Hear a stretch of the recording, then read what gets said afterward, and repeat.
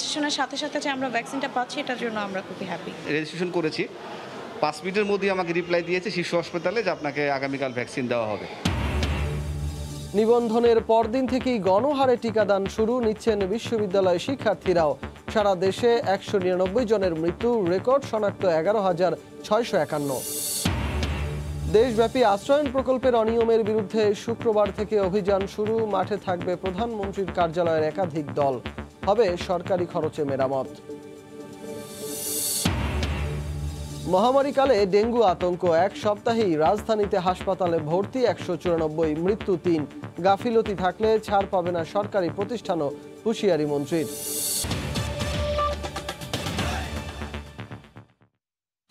দেখছিলেন শিরোনাম, প্রবাসের সময়, সঙ্গে আছি আমি সজল মিত্র রিচার্ড। এবার করোনা পরিস্থিতির খবর। দ্বিতীয় দফা নিবন্ধনের পরদিনই শুরু হলো গণহারে করোনার টিকা দেয়া। প্রথম দিনই সিনোফার্মের প্রথম ডোজ নিয়েছেন 19,789 জন। 2.5 মাস পর টিকা কার্যক্রমে গতি আসায় স্বস্তি প্রকাশ করেছেন সাধারণ মানুষ। টিকা পেয়ে শিক্ষা প্রতিষ্ঠান খোলার ব্যাপারে আশাবাদী হয়ে উঠেছেন বিশ্ববিদ্যালয় শিক্ষার্থীরা। এদিকে আগামী সপ্তাহেই আসতে পারে মডার্নার টিকা দেওয়ার নির্দেশনা। 2.5 মাস পর ফের সরগরম টিকা কেন্দ্রগুলো। আবারও গণহারে প্রথম ডোজ টিকাদান শুরু হওয়ায় বৃহস্পতিবার সকাল থেকেই ভিড় ছিল সাম্প্রতিক সময়ের মধ্যে সবচেয়ে বেশি। এবারে টিকা নিতে পারছেন বিশ্ববিদ্যালয় শিক্ষার্থীরা। টিকায় ভর করে শিগগিরই স্বাভাবিক শিক্ষা কার্যক্রমে ফেরার আশা এখন তাদের মধ্যে। আমাদের রেজিস্ট্রেশনের সাথে সাথে যে আমরা ভ্যাকসিনটা পাচ্ছি এটার জন্য আমরা খুবই হ্যাপি। আমি আশাবাদী যে দ্রুত আমরা শিক্ষা জীবন আবার শুরু করতে পারবো। যেহেতু আমি অক্টোবর সেশনে বাইরে চলে যাব পড়াশোনার জন্য, সেজন্য আমি এখন নিয়েছি। আগের বারের তুলনায় বয়সসীমা কমিয়ে এবার টিকা নেওয়ার সুযোগ করে দেওয়া হয় 35 ঊর্ধ্ব সব নাগরিকদের। বয়স এর কম হলেও টিকা নিতে পারছেন অগ্রাধিকার তালিকায় থাকা বেশ কিছু শ্রেণীর নাগরিক। অনিশ্চয়তার মেঘ কাটিয়ে গণটিকা কার্যক্রমে গতি আসা আর নিবন্ধনের একদিনের মাথায় প্রথম ডোজ পাওয়ায় উচ্ছ্বসিত সাধারণ মানুষ। আমি খুব সৌভাগ্যবান মনে করছি যে গতকাল আমি 4:30 পৌনে 5টায় আমি রেজিস্ট্রেশন করেছি, 5 মিনিটের মধ্যেই আমাকে রিপ্লাই দিয়েছে শিশু হাসপাতালে যে আপনাকে আগামীকাল ভ্যাকসিন দেওয়া হবে। নিবন্ধন করার সঙ্গে সঙ্গে SMS পেয়েছি এবং আজকে সকালে আমাকে ডেট দিয়েছে এবং আমি সুন্দরভাবে দিয়েছি। পাবো কি পাবো না এরকম একটা সম্ভাবনা ছিল যেহেতু মাঝখানে, সেটা খুব সহজেই পেয়ে গেছি, মানে যা চিন্তাই করতে পারিনি। বর্তমানে গণহারে সিনোফার্মের টিকা দেওয়া শুরু হলেও আগামী সপ্তাহেই আসতে পারে মডার্নার টিকা প্রয়োগের নির্দেশনা। সিটি কর্পোরেশনগুলোতে দেবার সিদ্ধান্ত হয়েছে এবং এই টিকাগুলো যেভাবে প্রয়োগ করতে হবে তার প্রশিক্ষণ কর্মসূচিটি চলছে। খুব দ্রুত মডার্নার টিকাটিও আবার আমরা আমাদের মূল যে কর্মসূচি আছে তাতে অন্তর্ভুক্ত হয়ে যাবে। রাজধানীর 7 কেন্দ্রে ফাইজারের টিকা দেওয়া হয় সৌদি ও কুয়েতগামী প্রবাসী শ্রমিকদের। বাকি কেন্দ্রগুলোতে প্রয়োগ হচ্ছে সিনোফার্মের টিকা। 1 মাসের ব্যবধানে দেওয়া হয় দ্বিতীয় ডোজের তারিখ। ফারুক ভাইয়া, রবিন, সময় সংবাদ, ঢাকা। এদিকে করোনায় প্রতিদিনই দীর্ঘ হচ্ছে মৃত্যুর তালিকা। বৃহস্পতিবার সারা দেশে দ্বিতীয় সর্বোচ্চ 199 জন মারা গেছেন। রেকর্ড 11,651 জন আক্রান্ত। ঢাকা বিভাগেই সর্বোচ্চ 65 জনের প্রাণহানি। খুলনা বিভাগে মারা গেছেন 55 জন। শ্বাসকষ্টজনিত রোগীর চাপে অক্সিজেন সিলিন্ডারের পাশাপাশি আইসিইউ সেবা দিতে দিশেহারা হাসপাতালগুলো। রিপোর্টার ও জেলা প্রতিনিধিদের পাঠানো তথ্য ও ছবিতে প্রতিবেদন। করোনার মৃত্যুর মিছিল থামছে না, নিয়ন্ত্রণ নাগালের বাইরে চলে গেছে। ভয়াবহ মাত্রায় পৌঁছে গেছে কোভিড-19 সংক্রমণ। ঘরে ঘরে এখন জ্বর, সর্দি, শ্বাসকষ্টের রোগী।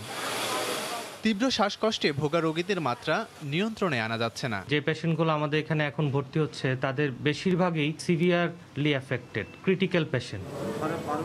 খুলনা অঞ্চলে হু হু করে বাড়ছে মৃতের সংখ্যা। ঢাকার পরেই সর্বোচ্চ মৃত্যু হয়েছে এ অঞ্চলে। একদিনেই বিভাগটিতে 55 জনের মৃত্যু হয়েছে। এছাড়া সংক্রমণের উচ্চমাত্রায় থাকা চট্টগ্রাম নগরীতে একদিনে সর্বোচ্চ 713 জন শনাক্ত। অঞ্চলটিতে মারা গেছেন 37 জন। রাজশাহীতেও পাল্লা দিয়ে বাড়ছে মৃতের সংখ্যা। শুরু থেকেই করোনার দাপটে নিয়ন্ত্রণহীন অঞ্চলটি। 24 ঘন্টায় মারা গেছেন 15 জন। আপনার সদরে পারবে না বলে এখানে পাঠাছে। বুকে নিঃশ্বাস খালি যাচ্ছে, আসছে, কথা বলতে পারছে না। করোনায় প্রাণহানির সংখ্যা বাড়ছে কুষ্টিয়াতেও। 24 ঘন্টায় একক জেলা হিসেবে সর্বোচ্চ 12 জনের মৃত্যু হয়েছে।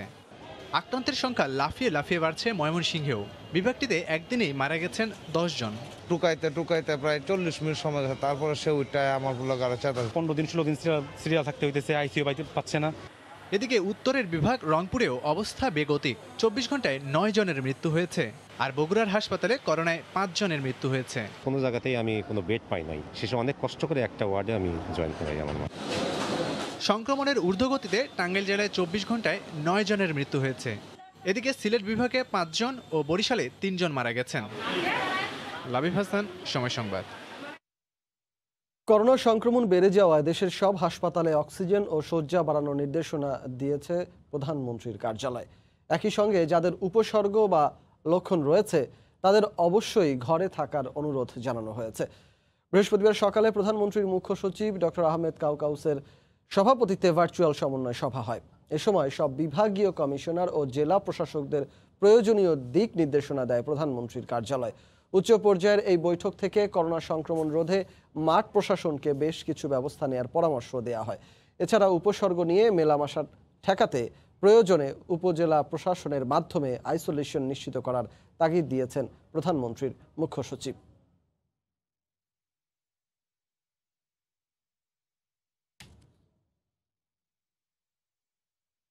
কঠোর বিধিনিষেধের ৮ম দিনে রিকশা, ভ্যান আর ব্যক্তিগত গাড়ির দখলে ছিল রাজধানীর সড়ক। বেশিরভাগ মানুষই দিয়েছেন অফিস খোলা থাকা সহ নানা অজুহাত। প্রতিদিনের মতো জেল জরিমানা হলেও নগরবাসীর মাঝে দেখা যায়নি স্বাস্থ্য সচেতনতা। মামলা, আর্থিক জরিমানার পাশাপাশি আটকও হয়েছেন অনেকে।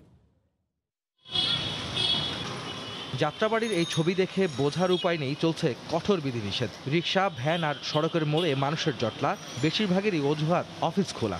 অফিস আদালতের কাজ তো আমার তো বন্ধ নাই, অফিস খোলা। আগে যাইতে পারতাম 20 টাকা, এখন যাই 50 টাকা, 100 টাকা দিয়ে ভাড়া দিয়া। ভোগান্তি এত ভাড়া বেড়ে গেছে যে বলার নেই। আমরা তো যাই চাকরি করে ফেটে যাইতে যাইতে হচ্ছে। মাত্র 7 দিন না যেতেই কঠোর বিধিনিষেধ অনেকটাই উপেক্ষিত সাধারণ মানুষের অসচেতনতায়। সড়ক জুড়ে ব্যক্তিগত যানবাহনের চাপ ছিল চোখে পড়ার মতোই। কোথাও কোথাও বেঁধে যায় যানজট। শিল্প কারখানা, ব্যাংক, হাসপাতাল অথবা জরুরি সেবার কথাই বলছেন অনেকেই। আমাদের হসপিটালে থাকতে হবে, এখন এখানে আটকাইলে আমরা কি করব? তাই আমাদের প্রয়োজনীয় কাজ আমরা বাইরে যেতে পারবো না। কাজ করছে স্যালারি ডে, আমাকে সেখানে থাকতে হবে বিকজ একটা সাইন। এখন তো পার্সোনাল গাড়ি নিয়ে বের হওয়া ছাড়া তো আমার তার কোনো উপায় নাই। আমাদের স্যারের শাশুড়ির অপারেশন হয়েছে, ওখানে যাচ্ছি। কলাবাগান আমার শ্বশুর বাড়ি, এখানে হলো আমার নিজের বাসা। তো আমি চিন্তা করলাম হয়তো আজকে লকডাউনের একটু আছে হয়তো বা, এই জন্য আমি আর কি যাচ্ছি। নগর জুড়েই ছিল পুলিশের পাশাপাশি র্যাব ও সেনাবাহিনীর তল্লাশি চৌকি। জেলা প্রশাসনের ভ্রাম্যমাণ আদালতের মাধ্যমে করা হয়েছে জেল জরিমানাও। কয়েকটি আইনের বিচার করছি। 269 ধারা, এই ধারায় আপনার নির্দিষ্ট কোনো জরিমানা নেই, এটা হচ্ছে বিচারকের উপর নির্ভর করবে। যারা অযৌক্তিক কারণে বের হচ্ছে বা শুধু শুধু বের হচ্ছেন, আমরা তাদের বিরুদ্ধে আমাদের ম্যাজিস্ট্রেটের মাধ্যমে শাস্তিমূলক ব্যবস্থা নিচ্ছি। এদিকে রাজধানীতে এক অনুষ্ঠানে পুলিশ মহাপরিদর্শক বেনজির আহমেদ অপ্রয়োজনে ঘরের বাইরে বের না হতে দেশবাসীর প্রতি আহ্বান জানান।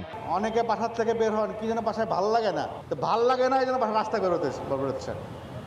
বোর লাগে বাসায়, তো বোর লাগে যেন বেরোচ্ছেন। অনেকে আবার লকডাউন কেমন হচ্ছে দেখার জন্য বেরোচ্ছেন। দয়া করে বিনা প্রয়োজনে কেউ ঘর থেকে বেরোবেন না। করোনা প্রতিরোধে শুধু জরিমানা কিংবা আইন প্রয়োগই নয়, জনসচেতনতা বাড়াতে রাজধানীতে তৎপর ছিল আইন শৃঙ্খলা বাহিনী। আহমেদ সালেহিন, সময় সংবাদ, ঢাকা। প্রবাসীর সময় আরও থাকছে।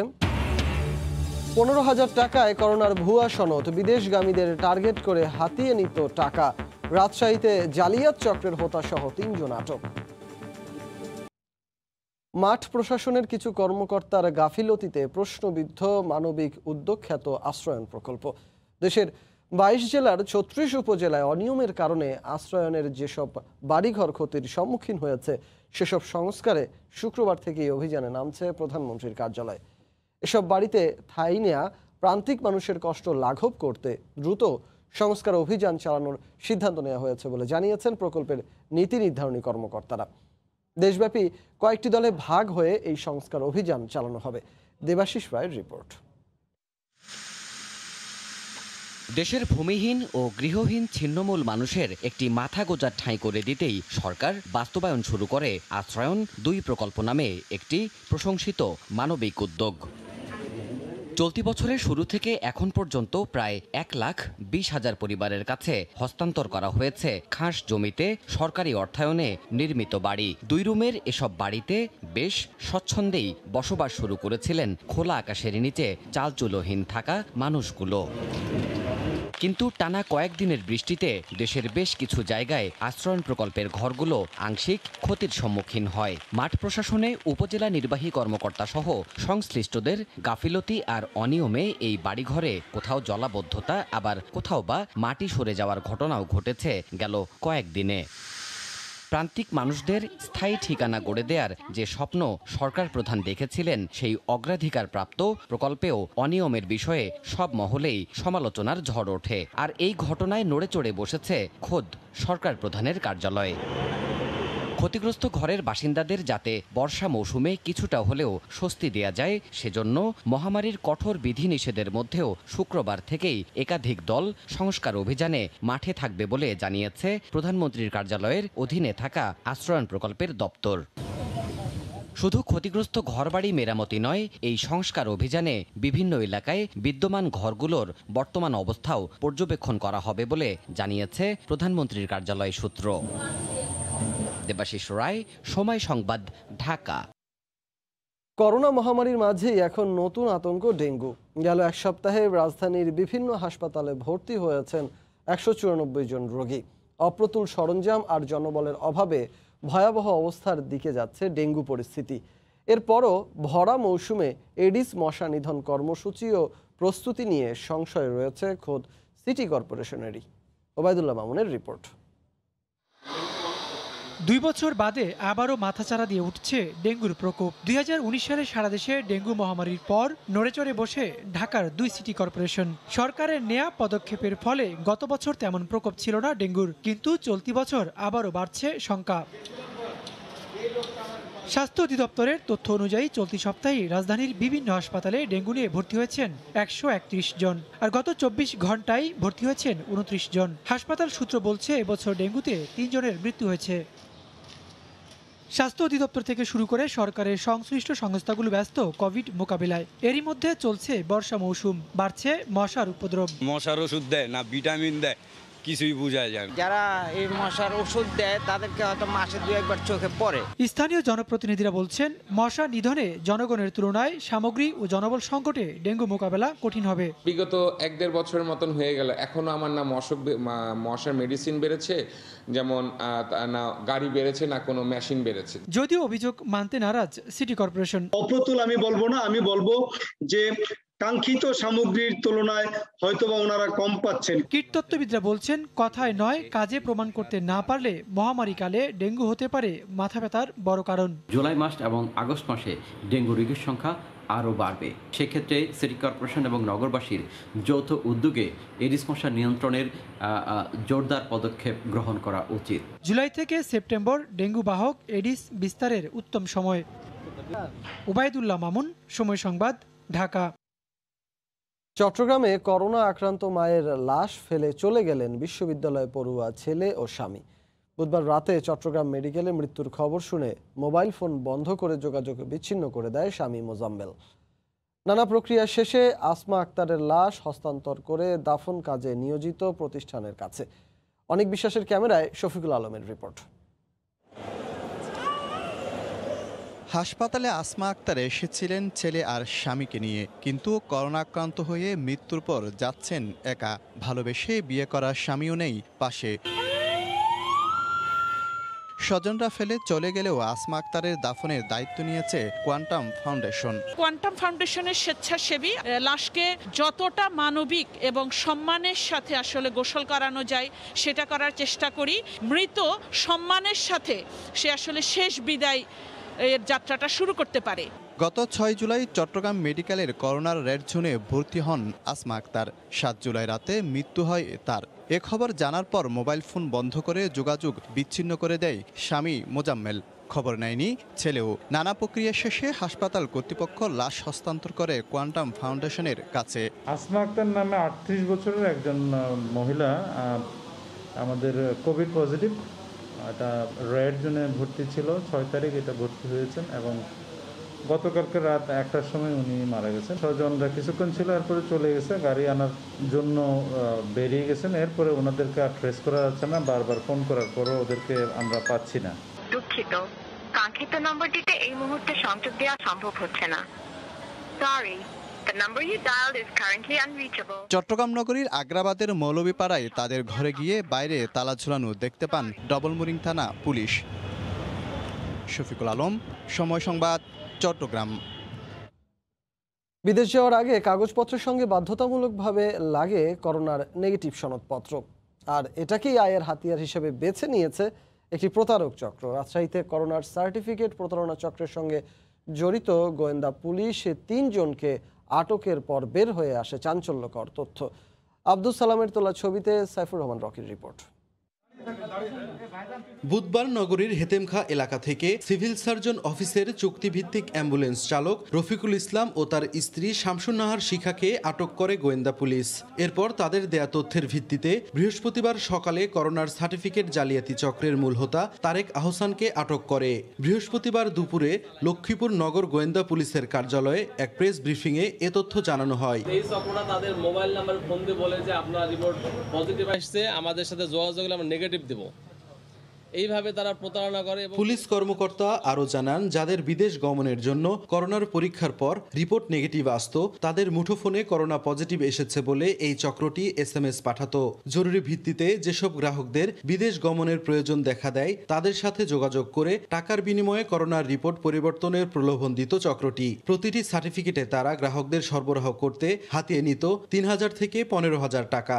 আটককৃতরা জানান, গত 4 মাস ধরে তারা এ কাজ করছে। তাদের গ্রুপে আরো 3 থেকে 4 জন আছে বলেও পুলিশের জিজ্ঞাসাবাদে স্বীকার করে তারা। এই চক্রের মূল হোতা তারেক আহসান সহ আরো 2 জন, একজনের নাম রফিকুল ইসলাম এবং তার ওয়াইফ শিখা, শামসুনা শিখা, এদেরকে আমরা গ্রেপ্তার করতে সক্ষম হই।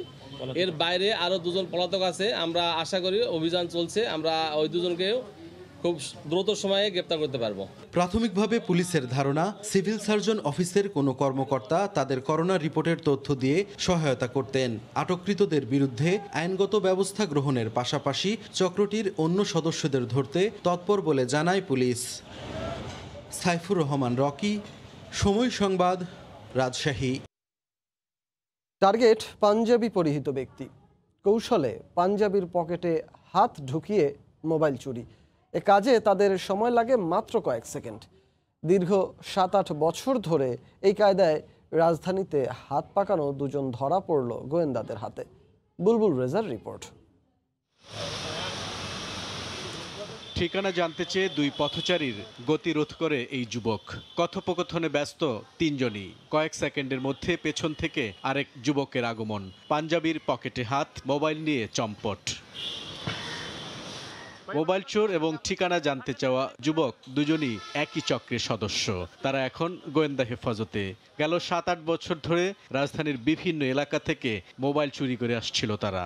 পাঞ্জাবি এলাকাদের কাছ থেকে তারা পকেট বড় থাকে, নিতে সুবিধা হয়। আমি কথা বলি সামনে থেকে, আমার লোকে পিছন থেকে পকেটে হাত দেয়, নিয়ে যে আমরা বিক্রি করি গুলিস্তান। তাদের মূল টার্গেট পাঞ্জাবি অথবা ঢিলে ঢালা পোশাক পরা ব্যক্তি। বিভিন্ন মার্কেট ও ফুটপাতে ওত পেতে থাকে তারা। কখনো ভিড়ের মধ্যে, কখনো বা কথোপকথনের ছলে মোবাইল চুরি করাই তাদের পেশা। সম্ভবত আমারে ওরা ফলো করছে, তখন আমি ফোনটা করে শেষ করে কথা বলে রাখা পকেটে রাখছি। 2-3 মিনিট পরে দেখি যে রিক্সার মধ্যে উঠার আগে দিয়ে আমার ফোনটা নাই। রিক্সা উঠছি, ওইটা 4 থেকে 500 ফিট যাইতে পারি লেখা। অভিযান চালিয়ে তাদের কাছ থেকে 50টি চোরাই মোবাইল সেট উদ্ধার করার পর পুলিশ বলছে তারা সংঘবদ্ধ মোবাইল চোর ও ছিনতাইকারী চক্রের সদস্য। আমরা চেষ্টা করছি এই চক্রগুলোকে আইডেন্টিফাই করতে, এবং ইতিমধ্যে আমরা বেশ কিছু দোকানের নামও পেয়েছি যারা এগুলোর সাথে জড়িত। এগুলোকেও আমরা দ্রুত আইনের আওতায় নিয়ে আসবো। এই চক্রের আমরা হয়তো 2-3 জনকে ধরেছি, এদের চক্র প্রধান থাকতে পারে। এই প্রধান এদের নাম আমরা পেয়েছি, এদেরকে গ্রেপ্তার করবো আমরা। গুলিস্তানের কয়েকটি মার্কেটে এসব চোরাই মোবাইল সেট বিক্রির তথ্য পেয়েছে পুলিশ। বুলবুল রেজা, সময় সংবাদ, ঢাকা। সুদিন ফিরছে দেশের পোশাক শিল্পে। পোশাক শ্রমিক সামগ্রী কিনতে মিয়ানমার ও ভারতের বিদেশি ক্রেতারা আবারও বাংলাদেশমুখী হতে শুরু করেছেন। গেল 2 মাসেই তাদের কাছ থেকে কয়েক হাজার কোটি টাকার বাড়তি অর্ডার পেয়েছে বাংলাদেশ। শাখাওয়াত টিপুর ক্যামেরায় বিস্তারিত জানাচ্ছেন কমল দে। দেশের প্রতিটি গার্মেন্টস কারখানার এখন একই চিত্র। কঠোর লকডাউনের মাঝেও উৎপাদন ব্যবস্থা সচল রাখতে মরিয়া গার্মেন্টস মালিকেরা। অথচ করোনা সংক্রমণের শুরুতে এই শিল্প কতটা ক্ষতির মুখে পড়বে তাই ছিল আলোচনায়। কিন্তু মিয়ানমারের সেনা শাসন নিয়ে রাজনৈতিক অস্থিরতা শুরু হলে ইউরোপ আমেরিকার ক্রেতারা বাংলাদেশমুখী হতে থাকে। এর মাঝে গত 6 মাস ধরে করোনা সংক্রমণ নিয়ে ধুঁকছে অপর প্রতিবেশী দেশ ভারত। সেখানকার ক্রেতারাও পণ্য কিনতে সম্প্রতি বাংলাদেশের যোগাযোগ বাড়িয়ে দিয়েছে।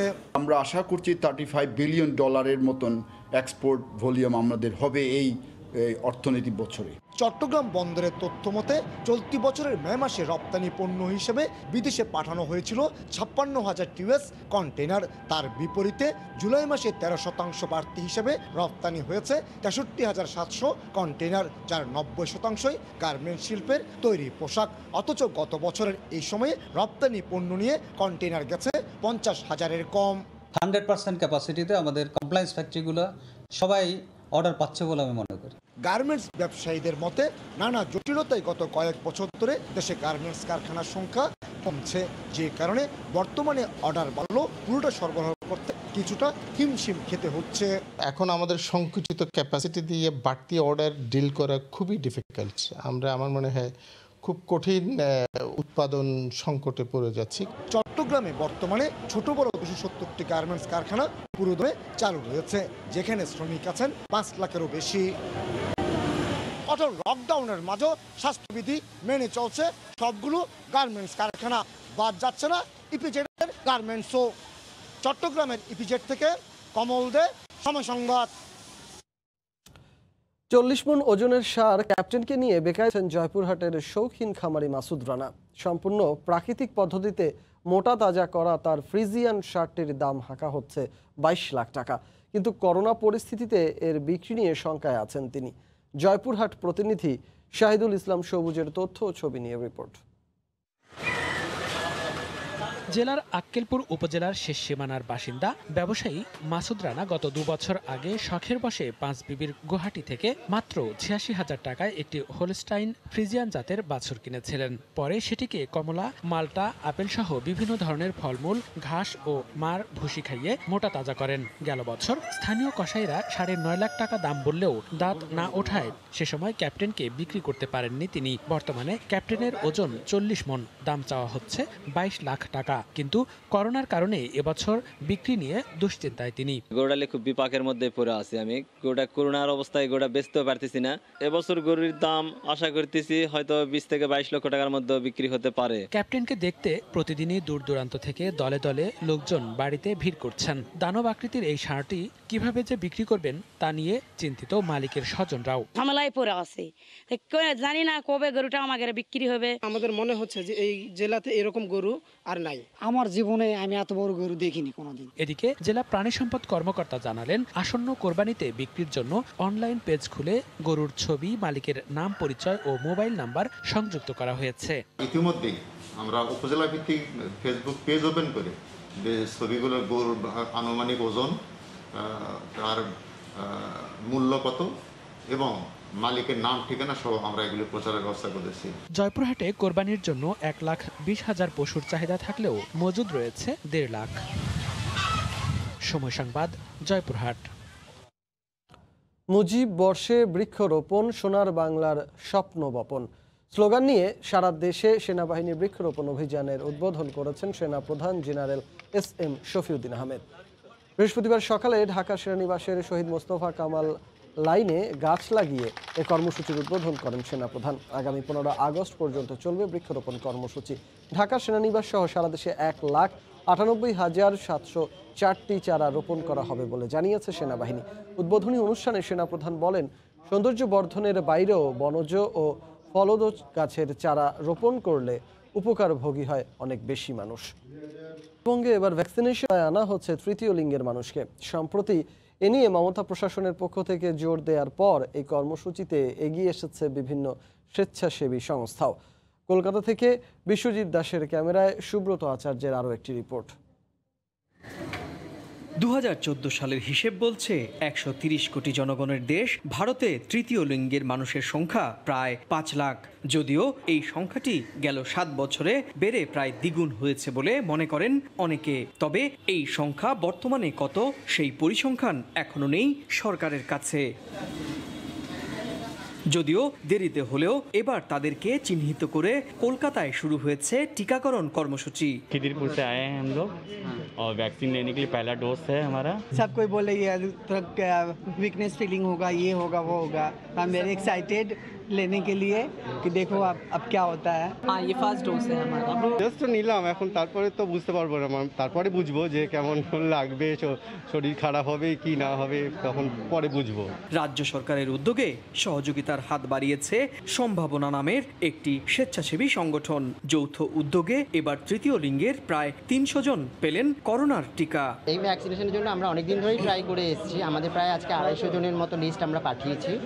তো তার মধ্যে কিছু মানুষ হয়তো নিয়েছেন, তো আজকে সবাই এসেছেন এটা, এবং ডক্টর শশী পাজাও তো এসেছিলেন আমাদের এখানে। এখানে প্রায় 232 জন নথিভুক্ত হয়েছেন ট্রান্সজেন্ডার, যাদেরকে আজকে আমরা এই কোভিড ভ্যাকসিনেশনের ফার্স্ট ডোজটা দিচ্ছি। এইটা মাননীয় মুখ্যমন্ত্রী মমতা বন্দ্যোপাধ্যায়ের নির্দেশ অনুসারেই চলছে। সবশেষ তথ্য মতে পশ্চিমবঙ্গে তৃতীয় লিঙ্গের মানুষের সংখ্যা 30,000-এর বেশি। যদিও সেই সংখ্যাটি গেল কয়েক বছরে অনেকটাই বেড়েছে বলে মনে করা হয়। তাই দেরিতে হলেও তাদের টিকার আওতায় আনার উদ্যোগে প্রশংসা করেছেন অনেকেই। সুব্রত আচার্য, সময় সংবাদ, পশ্চিমবঙ্গ, ভারত। গণহারে ভ্যাকসিন প্রয়োগের কারণে কাতারে করোনা পরিস্থিতি অনেকটাই নিয়ন্ত্রণে। শুক্রবার থেকে তুলে নেওয়া হচ্ছে বিধিনিষেধ। এতে স্বস্তি ফিরে এসেছে প্রবাসী বাংলাদেশি ব্যবসায়ীদের মাঝেও। কাতার প্রতিনিধি আনোয়ার হোসেন মামুনের তথ্য ও ছবি নিয়ে রিপোর্ট।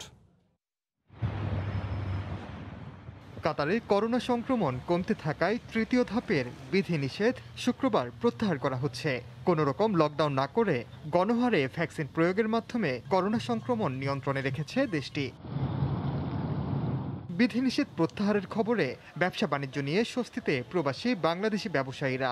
সম্পূর্ণ লকডাউন ছাড়াই কাতার সরকারের আন্তরিক প্রচেষ্টায় অতি অল্প সময়ে ভ্যাকসিন দেওয়ার কারণে আলহামদুলিল্লাহ করোনা পরিস্থিতি এখন নিয়ন্ত্রণে। কাতার গভর্নমেন্ট অত্যন্ত সুপরিকল্পিতভাবে পদক্ষেপ নেওয়ার কারণে এখানে করোনা পরিস্থিতিতে একদম আশাতীতভাবে চমৎকারভাবে আমরা ভালো আছি এবং আমাদের ব্যবসা বাণিজ্য কোনো রকম ব্যাঘাত ঘটেনি। আগামী 30 জুলাই চতুর্থ ধাপে একেবারে প্রত্যাহার করা হবে বিধিনিষেধ। মূলত দেশটিতে গণহারে ভ্যাকসিনেশন কার্যক্রম অব্যাহত থাকায় গড় আক্রান্তের হার 100-র নিচে নেমে এসেছে। 25 লাখের বেশি জনসংখ্যার দেশটিতে এরই মধ্যে প্রায় 34 লাখ ডোজ করোনা ভ্যাকসিন বিনামূল্যে দেয়া হয়েছে।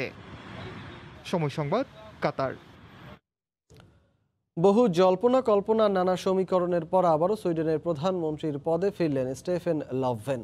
এর আগে বাড়ি ভাড়া চুক্তিকে কেন্দ্র করে গত 21শে জুন লেপার্ড পার্টির প্রধান নস্যি দাদগোস্টারের আনা অনাস্থা প্রস্তাব সংসদে গৃহীত হওয়ায় ক্ষমতা ছাড়তে বাধ্য হন প্রধানমন্ত্রী স্টেফেন লভভেন।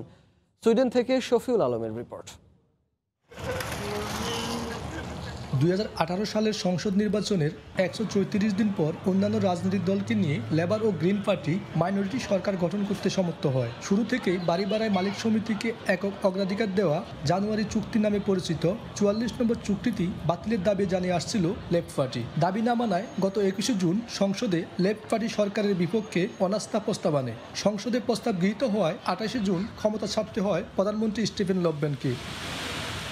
স্পিকার বর্জুয়া জোট নেতা মডারেট পার্টির প্রধান উলফ ক্রিস্তিয়ানসনকে ক্ষমতা গ্রহণের আহ্বান জানালে তিনি সংখ্যাগরিষ্ঠতা অর্জনে ব্যর্থ হওয়ায় আবারও ক্ষমতা গ্রহণের প্রস্তাব করা হয় স্টিফেন লভভেনকে। অবশেষে সংখ্যাগরিষ্ঠ ভোট পেয়ে পুনরায় ক্ষমতায় আসেন প্রধানমন্ত্রী স্টিফেন লভভেন।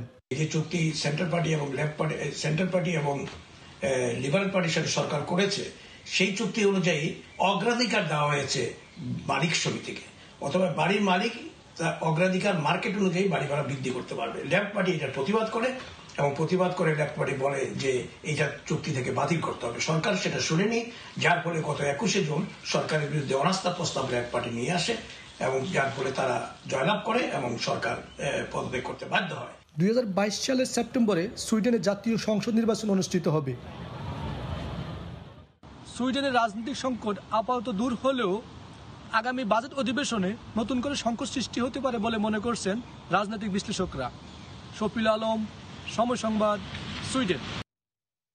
এ পর্যায়ে শীর্ষ সংবাদ জানিয়ে দিচ্ছি আরেকবার। রেজিস্ট্রেশনের সাথে সাথে যে আমরা ভ্যাকসিনটা পাচ্ছি এটার জন্য আমরা খুবই হ্যাপি। রেজিস্ট্রেশন করেছি, 5 মিনিটের মধ্যেই আমাকে রিপ্লাই দিয়েছে শিশু হাসপাতালে যে আপনাকে আগামীকাল ভ্যাকসিন দেওয়া হবে।